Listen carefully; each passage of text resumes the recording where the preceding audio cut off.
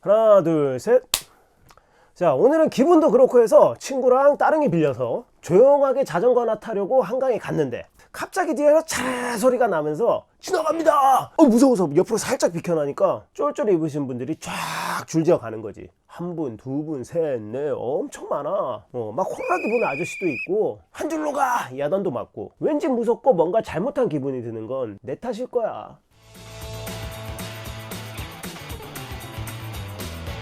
자, 자전거 길에서 자전거 타기. 동네 주변 공원길이나 하천길 같은 곳에 자전거 도로들이 잘 되어 있어서 바람 쐬러 야외로 자전거 타러 나오시는 분들 참 많습니다. 친구들끼리, 연인들이나 가족분들도 많이 나오시곤 하죠. 특히 코로나 이후에 자전거 타시는 분들이 더 늘어난 것 같아서 주말이나 날씨 좋은 날이면은 자전거들이 많이 보이더라고요. 그러다 보니까 여러 가지 크고 작은 문제들도 발생하고 있습니다. 자전거가 어떻게 보면 안전하게 보이지만 또 아주 위험한 부분도 있습니다. 이건 자동차 운전처럼 서로 기본을 지켜야 우리 모두 안 다치고 안 아프게 잘 탈 수 있습니다. 근데 그 기본이 뭔지 몰라. 자전거는 전용 운전 면허 시험을 보는 것도 아니고 어디서 알려준 게 없어. 알아야 지킬 거 아니야. 아무도 알려주지도 않는 자전거 운전의 기본 상식, 수신호, 이것만 알면 웬만한 건 다 됩니다. 자동차로 치면 깜빡이에요. 깜빡이 켜. 깜빡이 켜. 자전거 타는 분들끼리 약속 같은 거예요. 자전거 타면서 소리가 잘 안 들릴 때도 많고 앞사람이 뒷사람한테 신호를 보내는 거예요. 직관적이고 몇 가지밖에 없어서 외우기도 정말 쉬워요. 지금부터 하나씩 맞춰보세요. 내가 좌회전, 그러니까 왼쪽으로 갈 거야. 그럼 어떻게 할까요? 좌회전은 왼손으로 방향을 가리키면 됩니다. 이렇게. 절도 있게 하시는 분들도 있고 흐느적 대는 분들도 있고 손가락질도 하고 손바닥질도 하고 딱 정해진 게 없어요. 중요한 건 왼손으로 방향을 가리킨다는 것. 마찬가지로 우회전, 오른쪽으로 갈 거야 할 때는 오른손으로 오른쪽을 찔러 주시면 됩니다. 어떻게든. 선생님 저요! 처럼 왼손을 이렇게 드는 경우도 있는데 이거는 멈춰 할 때랑 헷갈리니까 그냥 오른손을 찌르세요. 이렇게만 해주면 뒷사람이 우회전이나 좌회전하는 앞사람이랑 부딪히는 사고를 방지할 수 있습니다. 자, 감속은 뭘까요? 앞에 길이 막힌다, 사고 났다, 아니면 사람들이 많이 걸어 다닌다, 이러면 속도를 줄여야 되잖아요. 또 내가 멈추려고 할 때 뒷사람한테 알려줘야 되잖아. 그럴 때는 어떻게 해야 될까요? 자, 힌트 갑니다. 릴렉스 할 때 손 어떻게 해? 이렇게 하면 됩니다. 팔을 옆으로 뻗어서 한 손으로 눌러주는 거예요. 릴렉스. 근데 급할 때는 이렇게 하게 됩니다. 파닥파닥파닥파닥파닥. 실제로 타다 보니까 이럴 때가 더 많더라. 줄여. 자, 그럼 정지는 뭘까요? 친구랑 타고 가다가 정지할 거야 신호 보낼 때 뒷사람에게 제가 섭니다 조심하세요 하고 알려줘야 될 때는 어떻게 할까요? 영화에서 군인들이나 경찰 특공대 같은 사람들이 멈춰! 할 때 보내는 신호하고 같습니다. 정답은 손을 들거나 주먹쥐기입니다. 이렇게. 또는 가로막는 것처럼 이렇게 하는 것도 정지를 뜻합니다. 아무 손이나 상관없어요. 감속과 정지는 한 번에 쓰는 경우가 많습니다. 카톡 확인한다고 갑자기 팍! 다 왔나? 하고 주변 보다가 여기네? 하고 또 막! 아무래도 난 돌아가야겠어. 이 길이 아니었네 하면서 갑자기 또 팍! 자전거 탈 때 뒤도 안 보고 갑자기 감속하거나 정지하는 사람들 때문에 사고가 엄청 많아요. 미리미리 뒷사람에게 수신호를 주시면 모두가 행복할 수 있습니다. 그럼 조심해는 뭘까요? Watch out! 가속 방지턱이나 맨홀처럼 도로에 튀어나와 있거나 움푹 들어가서 위험하다고 알려주고 싶을 때 뒷사람은 앞이 안 보여. 어떻게 할까요? 이건 그냥 손가락으로 가리키면 돼요. 대신에 뒷사람에게 알려주는 거니까 방향을 알려주는 거죠. 이쪽 조심해. 이렇게요. 이렇게 대각선 아래를 주로 찌르게 됩니다. 위험해. 포악해.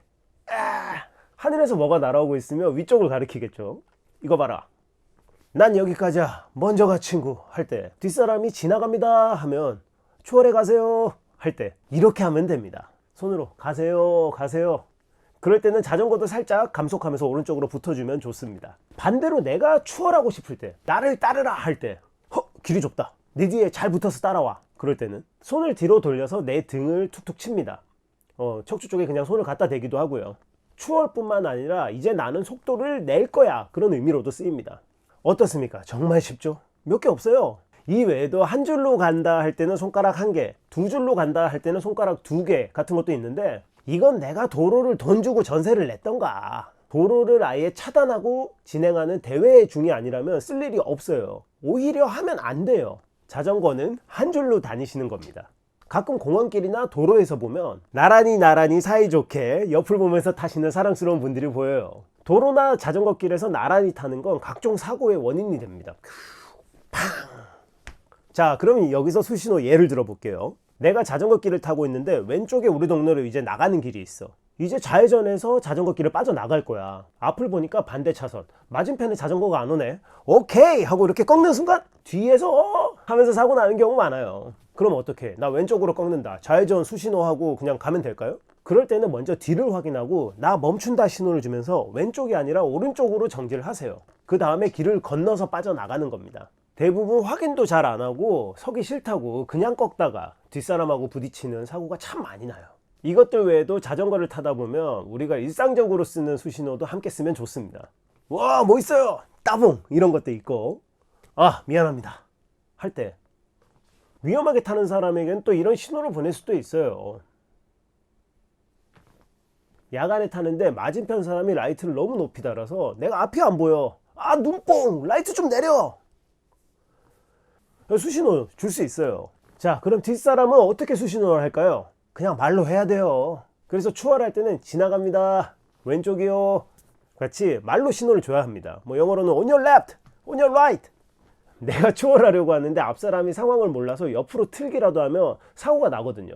친구가 앞에서 가고 있고 둘이 붙어서 이렇게 가고 있을 때 내 뒤에서 지나갑니다 하면서 누가 추월한다. 그럴 때는 앞에 친구한테도 알려줘야 되잖아요. 추월하고 외쳐주는 겁니다. 그래야 안전합니다. 이렇게 수신호를 알았어.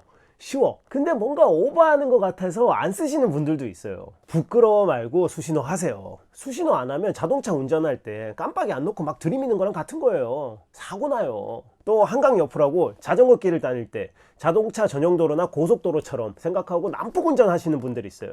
자전거 길은 경주용도 아니고 대부분 법적으로도 자전거 전용 도로가 아니에요. 아이들도 다니는 보행자 겸용입니다. 사고라도 나면 사고 유발자가 아니고 그건 가해자예요. 제한속도 20km 이런 거 뭐 권장속도일 뿐이다, 뭐 강제성 없다 이러면서 합리화하지 마시고 인간적으로 생각합시다. 같이 사는 세상 서로 안전하게 배려하자고요. 내가 공사한 데를 막 지나왔다. 감속하세요. 저기 바닥 위험해요. 이런 게 멋있지. 빨리만 가는 거 찌질해. 이런 수신호를 준다고 모든 사고가 예방되진 않겠지만 서로 의사소통만 되어도 수많은 사고 위험이 확실히 줄어들겠죠. 물론 내가 수신호를 했다고 무턱대고 꺾고 추월하고 그러면 안 돼요. 우선 내가 갈 만한 상황인지 주변을 확인하는 것이 필수입니다. 안 다치고 오래 타는 게 진짜 자전거 잘 타는 겁니다. 안전 라이딩 하세요. 다이다이 준다이였습니다. 왼쪽 오른쪽 조심 조심 속도 줄여. 왼쪽 오른쪽 조심 조심. 왼쪽 오른쪽 조심 조심 속도 줄여 멈춰.